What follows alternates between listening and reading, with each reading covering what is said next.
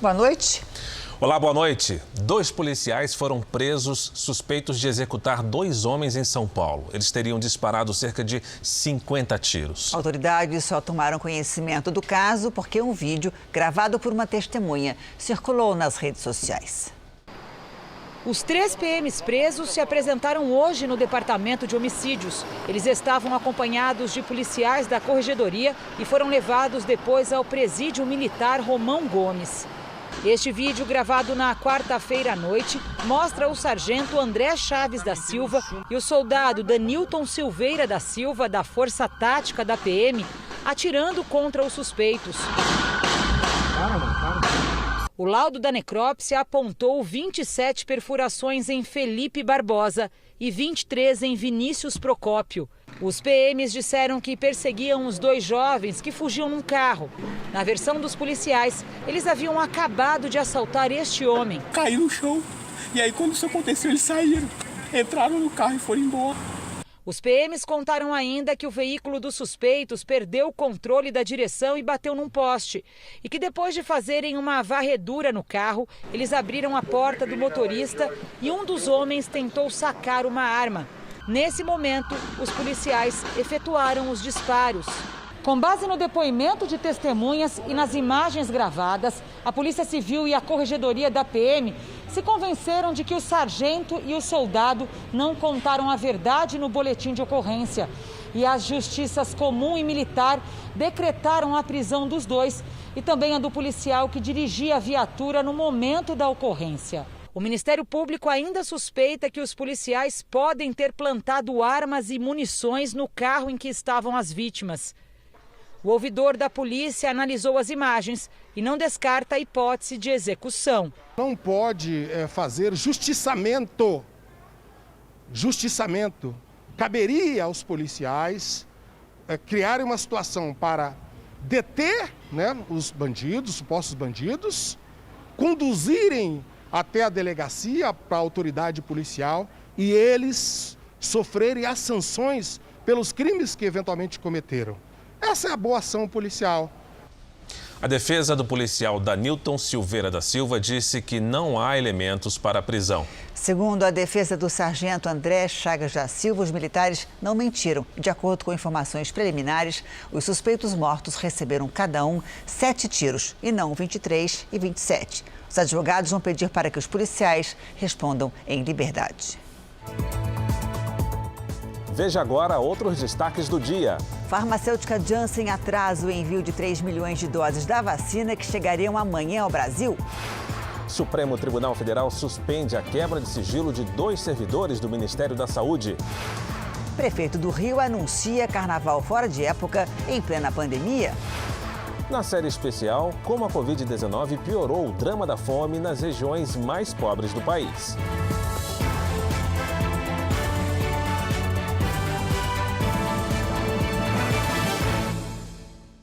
Oferecimento Bradesco. Experimente o futuro hoje.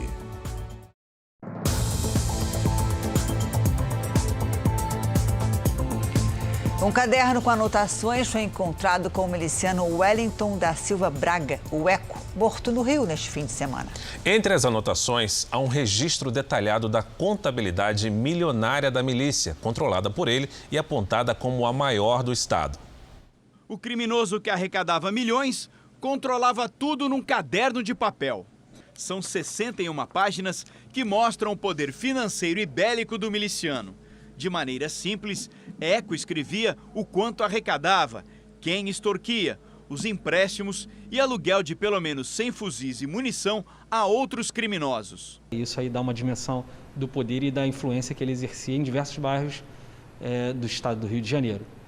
A gente está analisando todas as pessoas que constam anotadas naquele caderno e a gente vai analisar também o aparelho telefônico dele que foi apreendido na operação.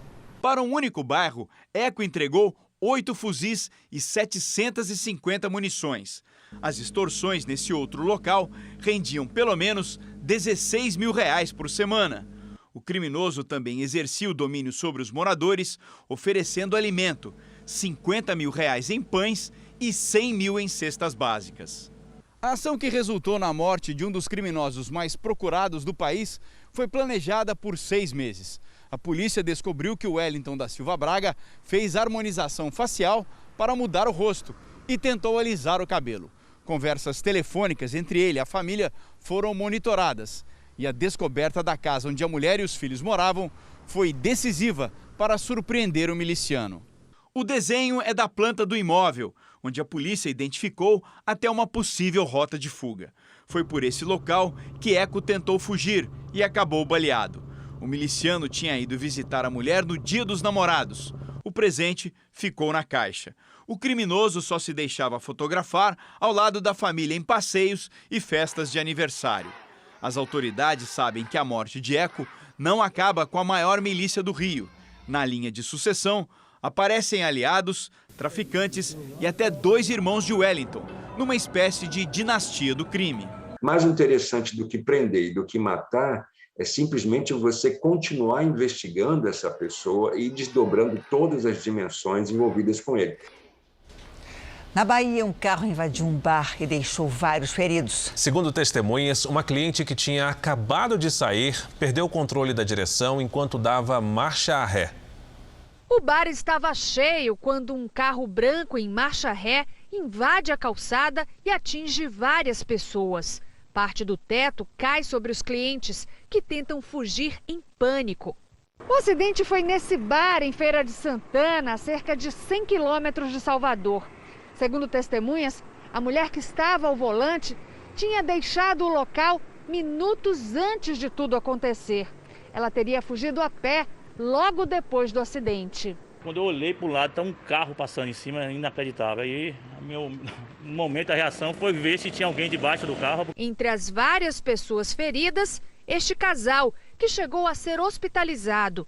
Ainda cheios de escoriações, hoje eles conseguiram vir à delegacia prestar queixa. Foi um susto muito grande, onde a gente estava comemorando, mas graças a Deus a gente está vivo, que quem vê uma cena daquela, um vídeo daquele, não imagina que ninguém saiu vivo dali. A delegada que investiga o caso diz que a motorista já foi identificada e intimada.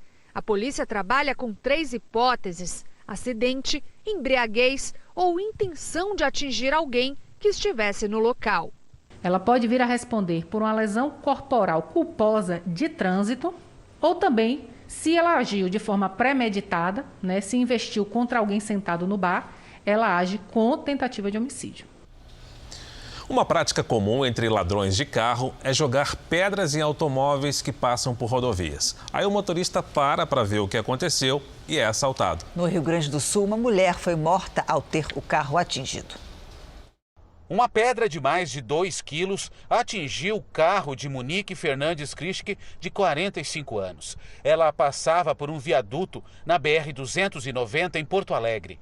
Monique estava no banco do carona, chegou a ser levada ao hospital, mas não resistiu ao ferimento. Eles estavam indo jantar e aí em seguidinha ele já viu o estouro. E aí ele olhou para o lado e viu que a cabeça dela estava caída já. O marido de Monique dirigia o carro e não ficou ferido. Na mesma noite, um outro casal também teve o veículo apedrejado quando passava pelo local. Foi um barulho assim bem alto e no momento eu até achei que a gente tivesse atropelado algum cachorro, alguma coisa nesse sentido. Tá o horário muito próximo, história muito parecida. De acordo com a Polícia Rodoviária Federal, os ataques acontecem para forçar os motoristas que passam pelas rodovias a parar no acostamento. Com isso, se tornam vítimas fáceis para um assalto.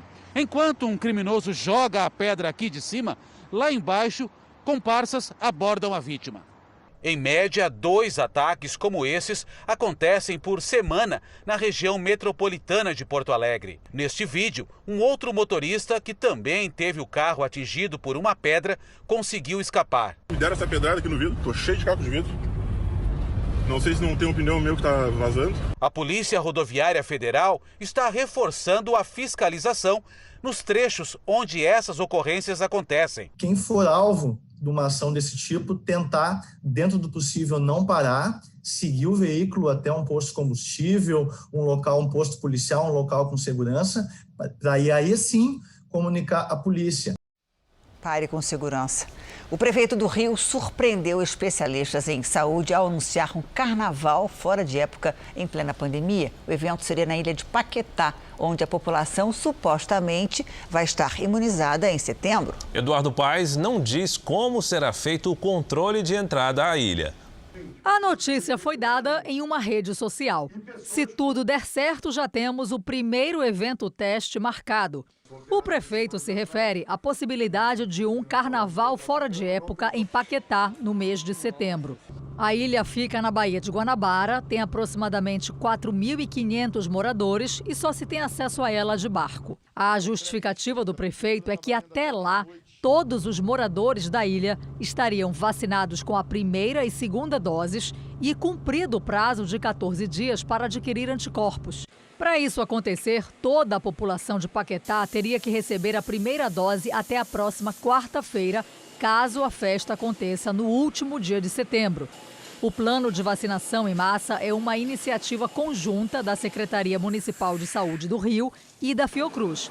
Os moradores de Paquetá reagiram ao plano do prefeito. Nós esperamos que o prefeito se desculpe com a população de Paquetá e que essa fala infeliz não tire a adesão dos moradores para essa pesquisa científica. O prefeito diz que a festa seria restrita a quem mora na ilha, mas não explicou como seria o controle de acesso. Acho que não é momento, até porque o prefeito imagina que todo mundo da ilha vai estar imunizado e que o carnaval vai ser só entre aquelas pessoas, quando a gente sabe que, provavelmente, se você anunciar um carnaval, vai muita gente que ainda não foi imunizada para lá. Especialistas também lembram que a eficácia das vacinas varia de acordo com a faixa etária.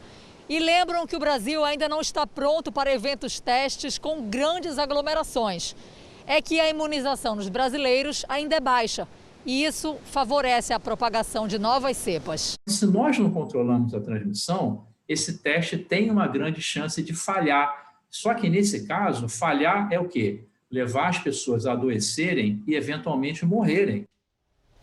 A Fiocruz não se pronunciou sobre o assunto. Procurado, o prefeito encaminhou o pedido da nossa reportagem à Secretaria Municipal de Saúde. Em nota, disse que as informações estão restritas à postagem feita pelo prefeito e que mais dados serão divulgados no momento oportuno. Um estudo coordenado pela Secretaria Municipal da Saúde de São Paulo concluiu que a variante indiana do coronavírus não circula pela cidade. Apesar disso, mais de 90% das infecções foram provocadas pela variante P1, que surgiu no Amazonas. O Jornal da Record traz os números de hoje da pandemia. Segundo o Ministério da Saúde, o país tem 17.452.000 casos de Covid-19. São mais de 488 mil mortos. Foram 827 registros de mortes nas últimas 24 horas. Entre ontem e hoje, mais de 59 mil pessoas se recuperaram. No total, já são 15.854.000 pacientes curados e mais de 1.110.000 seguem em acompanhamento. No Japão, 2 americanos admitiram que ajudaram o ex-executivo da Nissan e da Renault, Carlos Ghosn, a fugir para o Líbano em 2019. Eles podem pegar até 3 anos de prisão. Num tribunal de Tóquio, Michael Taylor e o filho Peter afirmaram que esconderam Carlos Ghosn numa caixa de equipamento musical e embarcaram num avião particular. Ghosn, que tem nacionalidades brasileira, libanesa e francesa, estava em liberdade condicional e aguardava julgamento no Japão. Ele é acusado por irregularidades financeiras. O ex-executivo permanece no Líbano, que não tem tratado de extradição com o Japão, e nega as acusações. Ainda nesta edição, itens do café da manhã estão mais caros e pesam no bolso dos brasileiros. E na série especial, nossos repórteres mostram como a pandemia agravou a fome de povoados mais distantes do país.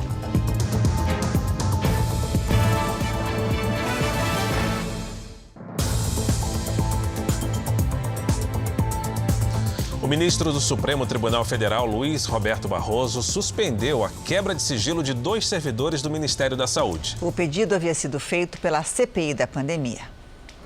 Na decisão, o ministro argumentou que não identifica a indicação de situações concretas que justifiquem suspeitas de atos ilícitos cometidos por eles. Mas, por decisões tomadas pelo Supremo no fim de semana, a CPI continua autorizada a quebrar os sigilos dos ex-ministros da Saúde, Eduardo Pazuello, Ernesto Araújo, das Relações Exteriores, da coordenadora do Programa Nacional de Imunização, Franciele Francinato, e da secretária de Gestão do Trabalho do Ministério da Saúde, Mayra Pinheiro. A secretária entrou hoje mais uma vez no Supremo pedindo que seja reconsiderada a decisão e, caso não seja, que o pedido seja levado a plenário. Hoje, o relator da CPI, Renan Calheiros, voltou a dizer que algumas testemunhas vão passar a investigadas. Amanhã, a comissão ouve o ex-secretário de Saúde do Amazonas, Marcelo Campelo. Os senadores querem se aprofundar na investigação da data exata em que o ex-ministro Eduardo Pazuello tomou conhecimento sobre a falta de oxigênio nos hospitais do estado. Um documento do Ministério da Saúde afirma que a pasta foi notificada sobre a crise em 8 de janeiro. Mas Pazuello disse à comissão que só soube do problema no dia 10. Também estão previstos para essa semana os depoimentos do ex-governador do Rio de Janeiro, Wilson Witzel, de Alexandre Figueiredo, servidor do TCU, que teria elaborado um estudo para questionar a quantidade de mortes pela Covid, e do empresário Carlos Wizard, que faria parte do chamado Gabinete Paralelo da Saúde. Há pouco, o ministro Ricardo Lewandowski, do Supremo, decidiu manter a quebra do sigilo telefônico determinado pela CPI do anestesista Luciano Azevedo, que também faria parte do Gabinete Paralelo da Saúde.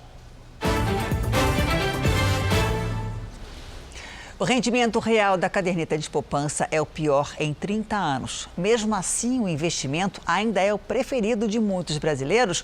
Boa noite, Patrícia Lages. Por que isso, se o rendimento é tão baixo? Pois é, Janine. Boa noite para você e boa noite para você de casa. Um dos motivos é o desconhecimento de outras opções. O rendimento da poupança nos últimos 12 meses, já descontada a inflação, foi negativo, menos 6%. Significa que a inflação foi maior do que os rendimentos. Então, quem deixou o dinheiro lá compra menos hoje do que compraria um ano atrás. A poupança rende sempre 70% da taxa Selic. Portanto, um investimento que renda acima disso e seja isento de imposto de renda já vai ser uma opção melhor, como as LCIs e as LCAs, que são as letras de crédito imobiliário e do agronegócio. Mas, às vezes, um CDB que não é isento de imposto de renda pode compensar mais.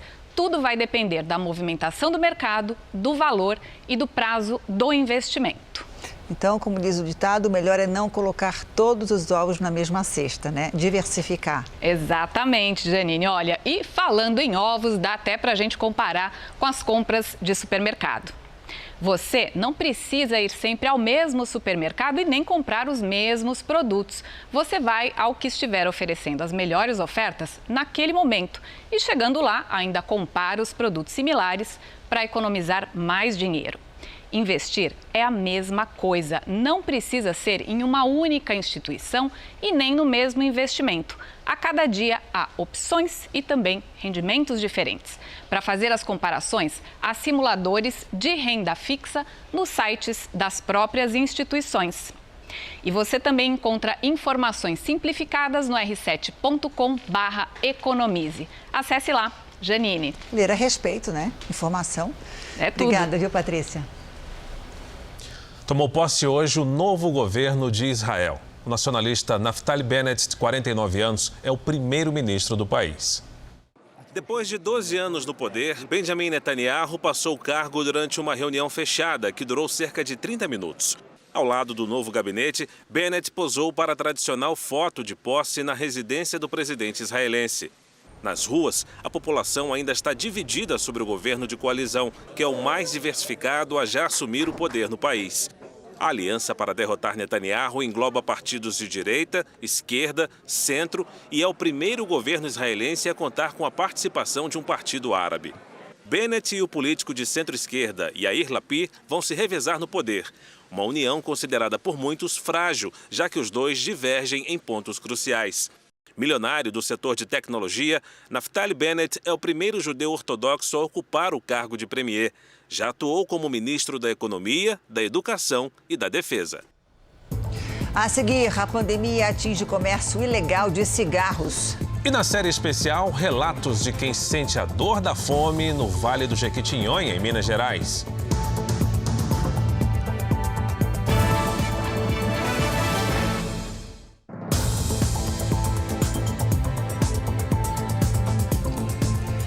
A sonegação de impostos no contrabando de cigarros chega a 10 bilhões de reais por ano. Mas pela primeira vez, a pandemia também provocou prejuízo nesse comércio ilegal. É a primeira vez em 6 anos que o mercado ilegal de cigarros apresenta queda. Em 2020, ele representou 49% do mercado brasileiro, 8% a menos que em 2019. Algumas das causas são o aumento do preço do cigarro ilegal e o de empresas brasileiras que vendem abaixo do preço mínimo. São vários os motivos que justificam a queda na venda de cigarros ilegais no Brasil. Mas a pandemia também está ligada a isso. Como, por exemplo, o isolamento social, tanto lá no Paraguai como aqui no Brasil. O fechamento temporário das fronteiras entre os dois países. O encerramento provisório das fábricas de cigarro no Paraguai. Mas, principalmente, o maior número de apreensões. Houve uma circunstância criada pela pandemia, mas que agora, com a volta ao normal, nós temos que fortalecer ainda mais as nossas medidas de repressão ao crime. A Receita Federal recolheu 4,5 bilhões de cigarros em 2020. Isso é quase 66% do total das apreensões.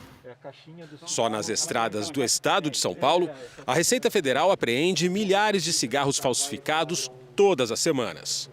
As cargas ilegais vêm para esse depósito no centro da capital paulista, antes de serem incinerados. Nós temos atuação em rodovias, que com inteligência são focados aí nos veículos que fazem o transporte, tá? E tem um processo aqui de distribuição dentro da cidade, em pequenos veículos e em alguns estabelecimentos que efetuam o comércio ilegal de cigarro.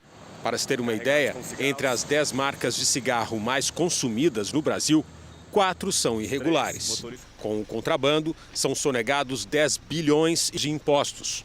O suficiente para criar 58 mil leitos de Covid-19 ou construir 18 mil unidades básicas de saúde. Em Goiás, uma força-tarefa policial tenta encontrar um único homem. Em 5 dias, ele cometeu uma sequência de crimes violentos, a começar pela chacina de uma família inteira. Mais de 200 policiais do Distrito Federal e de Goiás estão espalhados em barreiras e propriedades rurais na região de Cocalzinho de Goiás, a 130 quilômetros de Goiânia. A força-tarefa conta com helicópteros, drones, cães farejadores e a cavalaria da PM. O esforço é para capturar Lázaro Barbosa de Souza, de 33 anos. Na última quarta-feira, em uma suposta tentativa de roubo, Lázaro invadiu uma chácara em Ceilândia, no Distrito Federal, onde matou 4 pessoas da mesma família. No dia seguinte, invadiu outra chácara a 3 quilômetros do local da chacina. A proprietária e o caseiro ficaram sob a mira do criminoso, que fugiu levando dinheiro, celulares e uma jaqueta. Na sexta-feira, Lázaro roubou um carro e fugiu rumo a Cocalzinho de Goiás. Ao chegar na região, queimou o veículo. No sábado, o criminoso invadiu 2 fazendas ainda em Cocalzinho. Depois, fugiu para a fazenda ao lado. Na propriedade, baleou 3 homens. Nesse mesmo dia, disparou cerca de 15 tiros contra a PM e fugiu para uma mata próxima. Na sequência, tentou fazer outro caseiro refém. Como não conseguiu, Lázaro colocou fogo na fazenda. Proprietários rurais foram orientados a deixar as residências até que o criminoso seja preso. A polícia atribui a dificuldade de encontrar o homem porque ele é nascido e criado na região e conhece técnicas de sobrevivência em matas. Ele é um que eles chamam de mateiro e ele tem todas as técnicas para se evadir ou para dificultar as buscas. O café da manhã está mais caro. Todos os produtos tiveram alta. Tanto para quem toma em casa, como para quem prefere aquele cafezinho da padaria. O dia de Felipe só começa depois de um café ou 2 na padaria. Só que ele está pagando mais por isso. Custa caro e cada vez mais caro e eu tento entender o que a gente está vivendo. Na mesa da dona Gigi, pão comprado virou artigo de luxo só aos finais de semana.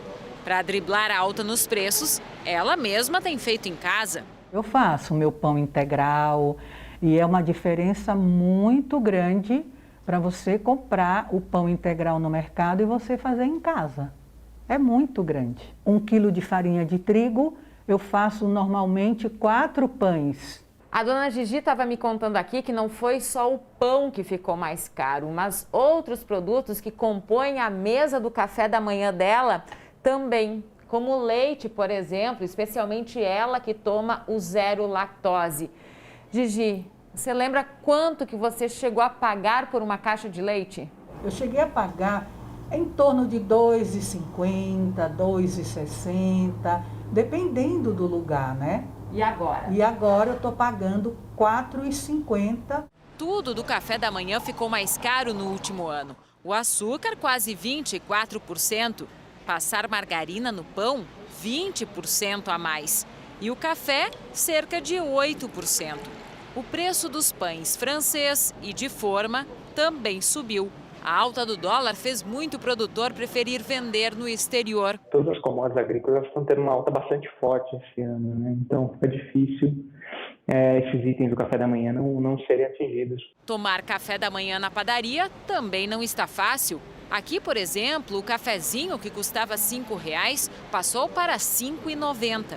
E o pão com manteiga subiu de R$ 4,80 para R$ 5,10. A proprietária diz que tenta evitar constantes reajustes, mas é difícil. A farinha, por exemplo, teve aumento 2 vezes e eu só repassei uma vez. E a gente vai remanejando de um lado e de outro para tentar atender o cliente sem perder esse cliente. Café da manhã na padaria, só de vez em quando mesmo. E controlando o que se come. O cafezinho é o preço do café, né? É o preço de um pacote de café, propriamente dito. Vai sentir no bolso, mas é o vício, né? O brasileiro é assim, é viciado no café, tem que tomar. E no aeroporto, então, o que custa um cafezinho? Hoje é o Dia Mundial do Doador de Sangue. No Brasil, as doações caíram 10% desde o começo da pandemia. Por isso, o governo lançou uma campanha nacional de doação voluntária. Vamos ver uma iniciativa para facilitar o processo. Laboratórios levam a estrutura do Hemocentro para a casa dos doadores. Quanto menos gente sai de casa disposta a doar, pior é a situação de quem precisa. Pensando nisso, o Hemocentro do Rio de Janeiro, que encaminha sangue para mais de 100 hospitais no Rio, foi um dos primeiros a buscar uma alternativa para não ficar sem estoque. A gente teve uma diminuição significativa no número de doadores, de cerca de 40% na segunda quinzena de março. Então a gente pensou que se a gente pudesse ir a esses condomínios, montar a nossa estrutura lá no salão de festas, no playground, uma área coberta, com ar-condicionado, a gente poderia ter adesão de quem estava lá e que queria ajudar, queria doar, mas não tinha condição de vir morrer por razões diversas. A iniciativa tem dado certo e serviu de exemplo. Esse condomínio em São Paulo cadastrou os moradores interessados em doar para evitar aglomeração e acabou virando um ponto importante de coleta de sangue. A gente abastece mais de 100 hospitais públicos da grande São Paulo, então até os municípios como Diadema, Itapecerica da Serra. A falta de sangue é um problema que afeta vários estados. Aqui em São Paulo, a Fundação ProSangue alerta que trabalha com metade do estoque. No Rio Grande do Sul e na Bahia, há necessidade de doação de sangue tipo O, negativo e positivo. E em Brasília, o Hemocentro diz que o movimento de voluntários é o menor desde 2019. No Rio de Janeiro, iniciativas como esta de procurar os doadores surtiram efeito. De janeiro a maio deste ano, o número de voluntários cresceu em relação ao ano passado. Mas o diretor do Hemorio explica que ainda é abaixo do necessário. Hospitais lotados, com muitos casos de Covid, mas também com muitos casos de outras doenças que requerem muita transfusão. Essas pessoas que estão saudáveis podem ajudar muita gente com Covid e muita gente com outras doenças que precisam muito de sangue. A farmacêutica Janssen não conseguiu embarcar o lote de 3 milhões de doses da vacina contra o coronavírus previsto para chegar amanhã ao Brasil. O Ministério da Saúde acredita que as vacinas devem chegar ainda esta semana. E a Anvisa ampliou o prazo de validade do produto, passou de 3 para 4 meses e meio se forem armazenados entre 2 e 8 graus Celsius. Vamos ver então como é que está o andamento da vacinação em todo o país. Somadas as aplicações da primeira e segunda doses, mais de 234 mil pessoas receberam a vacina contra o coronavírus nas últimas 24 horas. Hoje, o Brasil tem mais de 56.333.000 vacinados com a primeira dose e mais de 23.883.000 pessoas completaram a imunização. Vamos então fazer um passeio pelos estados. Mato Grosso do Sul, mais de 1 milhão de moradores tomaram a primeira dose contra a Covid-19, ou seja, 35,93% da população. No Rio Grande do Sul, mais de 3.771.000 gaúchos foram vacinados, o que significa 33% dos moradores. No Espírito Santo, mais de 1.234.000 capixabas foram imunizados, o que equivale a 30,38%. E em São Paulo, 29,41% dos paulistas receberam a primeira dose da vacina, o que representa mais de 13.612.000 moradores. No portal r7.com você pode acompanhar a situação de todos os estados aqui no mapa interativo. Santa Catarina voltou a entrar em alerta por causa da pandemia. Com as UTIs lotadas, o estado tem todas as regiões em nível de alerta máximo. Uma situação que se repete também em outros estados. Na porta da emergência, a espera é longa e angustiante. Sobrecarregados com pacientes de Covid, os hospitais não conseguem cuidar de outras doenças. A gente aqui morrendo de dor aqui tudo na porta e não consegue o atendimento. Tá complicado, muita dor. O mapa de risco potencial de Santa Catarina voltou a ter todas as 16 regiões em nível gravíssimo. O estado já registrou mais de 1 milhão de casos e ultrapassou a marca de 16 mil mortes pela Covid. A grande Florianópolis voltou ao patamar de alerta máximo, depois de 1 mês e meio em nível grave. A Florianópolis, embora esteja um pouco mais protegida pelo número de pessoas que já estão vacinadas, mas nós não podemos nos descuidar. Segundo as autoridades da saúde, o aumento do número de casos pode ser consequência do relaxamento da população. Os médicos alertam que é preciso manter o uso de máscaras, o distanciamento social e os cuidados com a higiene para evitar uma terceira onda da Covid. Além de Santa Catarina, que tem 97% dos leitos de UTI ocupados, outros estados também estão à beira do colapso. No Paraná, a ocupação também é de 97%. Em Tocantins, 94%. No Mato Grosso, 92%. Em Sergipe, 97%. Brasília, 90%. E no Mato Grosso do Sul, já ultrapassa a capacidade. Chega a 109%. O presidente Bolsonaro e o ministro da Saúde, Marcelo Queiroga, conversaram hoje com executivos da farmacêutica Pfizer. De Brasília, quem tem as informações ao vivo é o Yuri Ascar. Yuri, boa noite. Boa noite, Fara. Boa noite a todos. O ministro da Saúde disse que ainda não há nada decidido, mas que já começaram as conversas para incluir a vacina da Pfizer no Programa Nacional de Imunização do ano que vem. Segundo Queiroga, todas as vacinas com registro definitivo na Anvisa podem ser incluídas no calendário de 2022. Já em relação à Copa América, o Ministério da Saúde confirmou que 10 trabalhadores do hotel onde a seleção da Venezuela esteve hospedada aqui em Brasília foram diagnosticados com a Covid e estão isolados. Queiroga ressaltou que o resultado não quer dizer que os venezuelanos transmitiram a doença. O Ministério informou que ontem foram notificados 41 casos de Covid-19 entre jogadores e membros das delegações da Copa América. Janine, Fara. Obrigado, Yuri.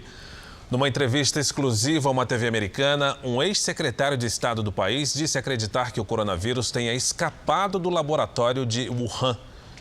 Mike Pompeo era um dos principais auxiliares do ex-presidente Donald Trump. Ele ainda afirmou que a administração estava perto de descobrir como surgiu a pandemia e que o governo tinha fortes evidências sobre a origem do vírus. A semana começou com tempo firme na maior parte do Brasil. Apenas no extremo norte houve temporais e, por causa da estiagem, a vazão de água nas cataratas do Iguaçu está 4 vezes menor que o normal. Oi, Mariana Bispo, boa noite para você. Boa noite, Janine, para você também, Fara, e a todo mundo que está acompanhando. Essa é a menor vazão do ano. A falta de chuva, olha como a gente vai ver aqui na tela, mudou completamente a paisagem das cataratas. O volume de água não chega a 400 metros cúbicos por segundo, enquanto o índice considerado normal é superior a 1,5 milhão por segundo. Desde março, esse número não é alcançado, Janine. Que pena, né? Não fica tão bonito. Tem previsão de chuva nos próximos dias? Infelizmente, tem, mas são pancadas isoladas, o que não é suficiente para resolver a situação do Rio Iguaçu. Amanhã uma frente fria até avança, viu, pelo sul do país, mas não tem força para provocar chuvas fortes. Ela passa bem afastada do oceano, mas os ventos mudam de direção.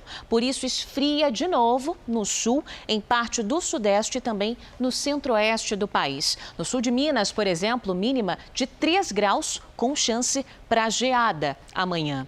Chuva volumosa mesmo só lá no norte do Brasil. Tem alerta para temporais em Roraima e também no norte do Amazonas. No litoral do Nordeste, pancadas de chuva isoladas. E nas áreas claras aqui do mapa, aí sim, tempo firme.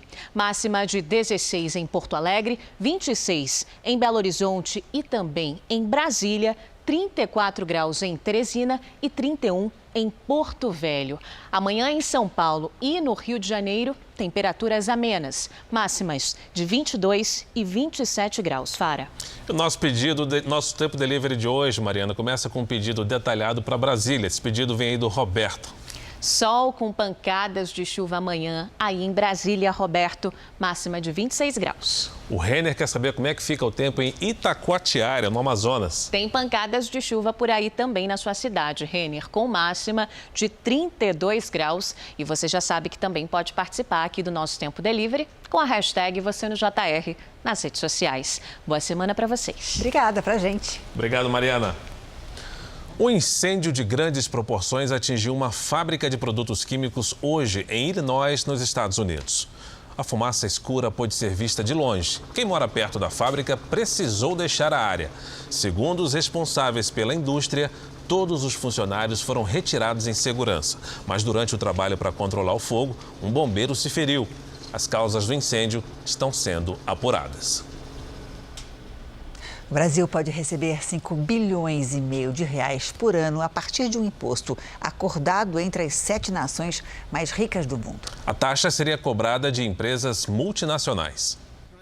A proposta aceita pelos países que participaram da cúpula do G7 na Inglaterra tem como objetivo criar um sistema tributário mais justo.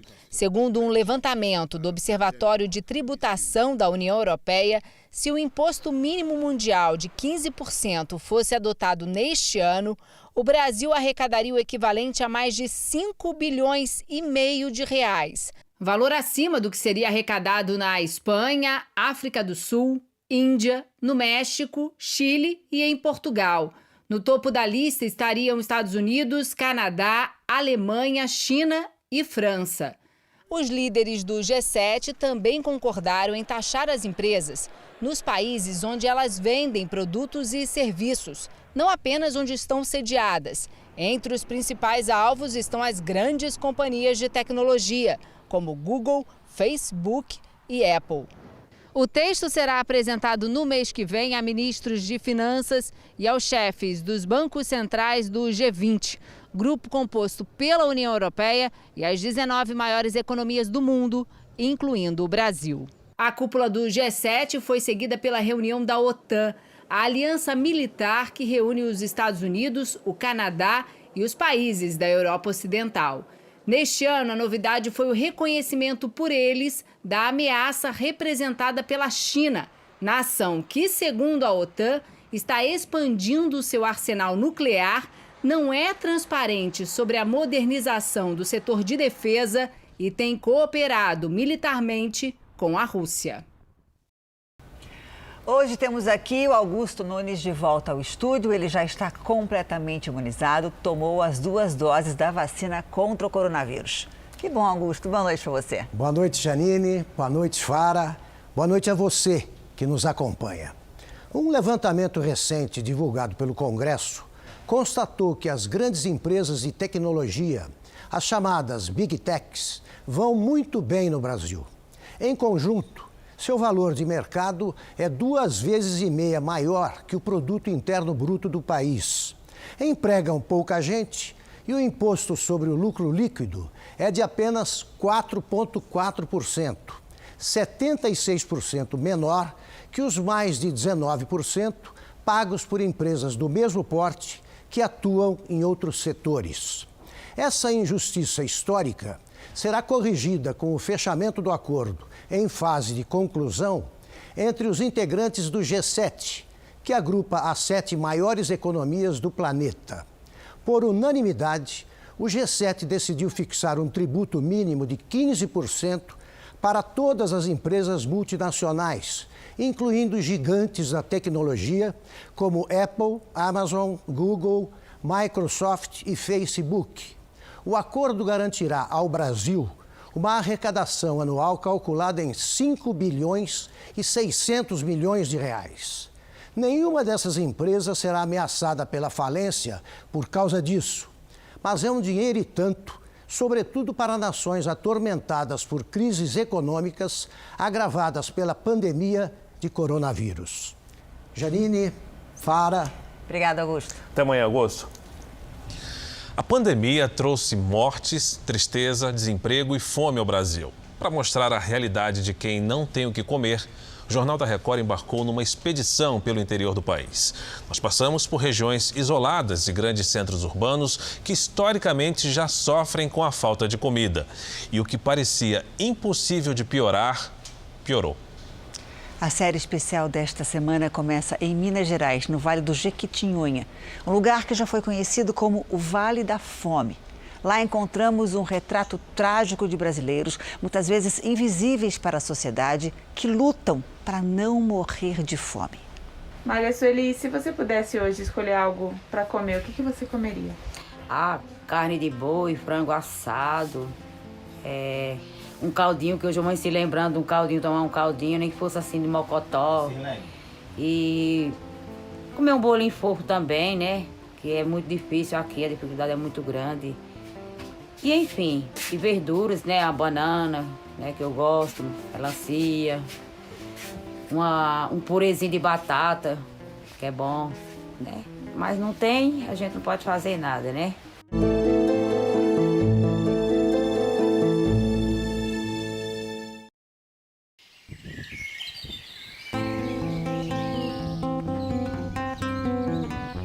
Como é que é a fome? A fome, já não tem nada. E daqui a uns tempos para comer, vou ter vontade de comer, de caçar dentro de casa e não achar. Dona Vera, 57 anos, rosto cansado, abatido, retrato da fome. Ela machuca onde? No estômago. Machuca o coração também? De dor. No Vale do Jequitinhonha, norte mineiro, a pandemia deixa marcas. A senhora tem passado mais fome do que antes? Meu filho passar fome demais. Hoje eu estou na bênção de Deus. Hoje a senhora tomou o que de café da manhã? Tomei um cafezinho só. Pãozinho? Fazer, meu filho, de ocupar o pão. A cozinha da Dona Vera se resume a essa área aqui. São 11 horas da manhã e as panelas estão no fogo a lenha desde as 9. No cardápio de hoje, olha só, tem sopa de osso. Osso que ela ganhou de presente, que ela disse que foi um presente valioso, porque tem uma raspinha de carne, um pouquinho de gordura. Nessa outra panela tem apenas água que ela esquenta para tomar banho mais tarde. Parece muito pouco, mas para quem é acostumado a passar fome, ter algo para comer já é um alento. É bom e forte. É, fortalece? Fortalece os ossos. Sabor bom? Bom. Bom demais. Dona Vera tem 16 filhos e 40 netos. Filha da roça, sobrevive praticamente dos R$530 do Bolsa Família. A casa precária é o único patrimônio. Acho que eu tenho vontade de ter um colchão bom, uma cama boa, um banheiro bom. E comida no prato? É, comida no prato, graças a Deus. Jornal da Record rodou de carro mais de 5.000 quilômetros em 16 dias para mostrar a dura realidade dos brasileiros mais isolados.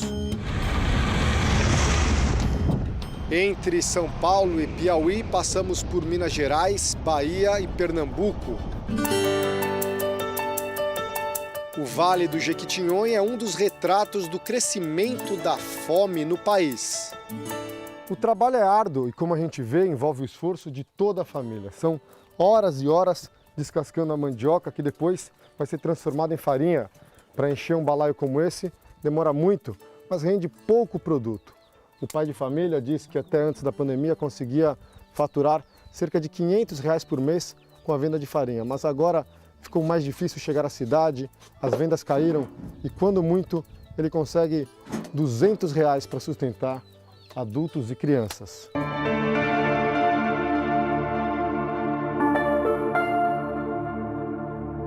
Essas mãos aí já estão na roça há quanto tempo? Vai para 20 anos já.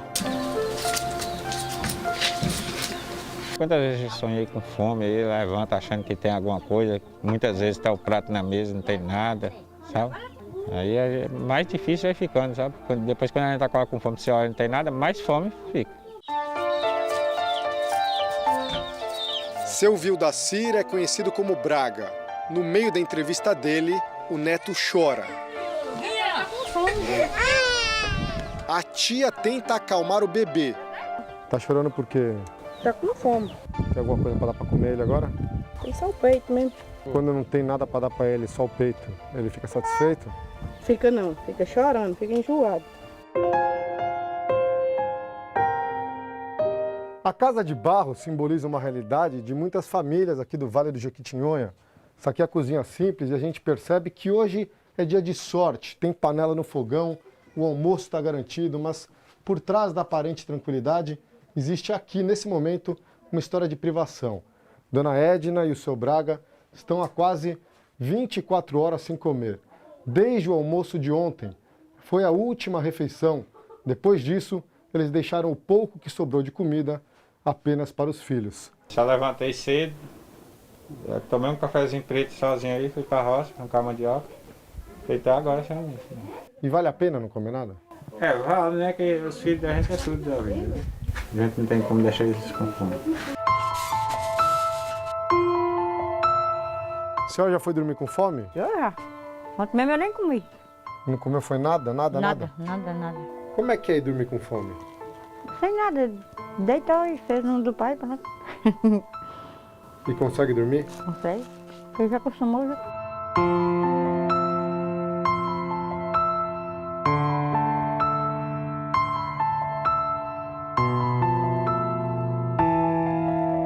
Para que o Brasil volte a constar no mapa da fome das Nações Unidas, ele tem que ter um contingente de população acima de 5%, ou seja, basicamente nós já estaríamos com essa volta ao mapa da fome. Nós somos o terceiro maior exportador de alimentos do mundo, estamos entre os 3 maiores produtores de alimentos do mundo, nós temos alimento para alimentar quase 1 bilhão de pessoas no planeta. Então, não é possível que nós aceitemos que tenhamos população brasileira que não tem acesso aos alimentos. Por trás da fome existem dramas familiares e sociais. Você fazer e acabar sendo só agredida por homem, é melhor a gente ficar sozinho.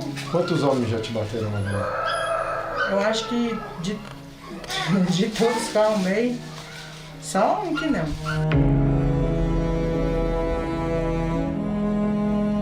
Gabriela tem 35 anos, cria 5 filhos sozinha.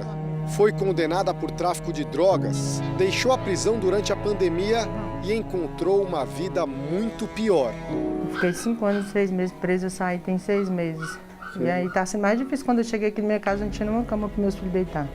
Você comia melhor na cadeia? Na cadeia. Ou aqui fora? Cadeia, com certeza. Mas eu prefiro estar aqui, passando fome. Na cozinha da casa alugada, falta praticamente tudo. Quando foi a última vez que você comeu carne? Eu acho que a última vez que eu comi carne, vixe, nem sei. Acredita? Você lembra do gosto da carne? Do gosto eu lembro. Minha boca chega até a encher de água, mas... Como é que como, né?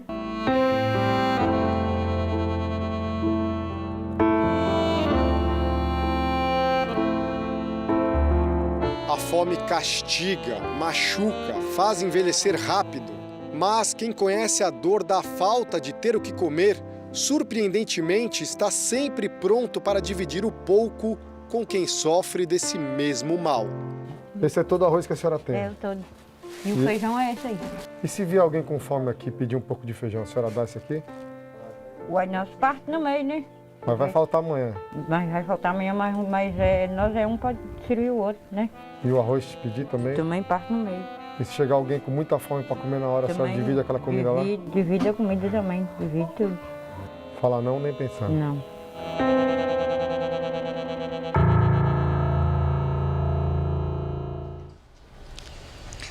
O podcast JR 15 Minutos de hoje com o Celso Freitas tem os bastidores da nova série do Jornal da Record. Ouça do r7.com e nos aplicativos de podcast. Nas redes sociais do JR, você também acompanha o mapa interativo dessa expedição. E no Play Plus, um conteúdo inédito da série Fome dos Invisíveis.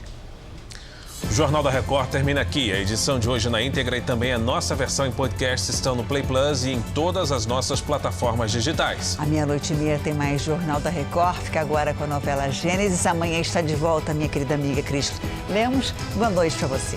Excelente noite para você e até amanhã.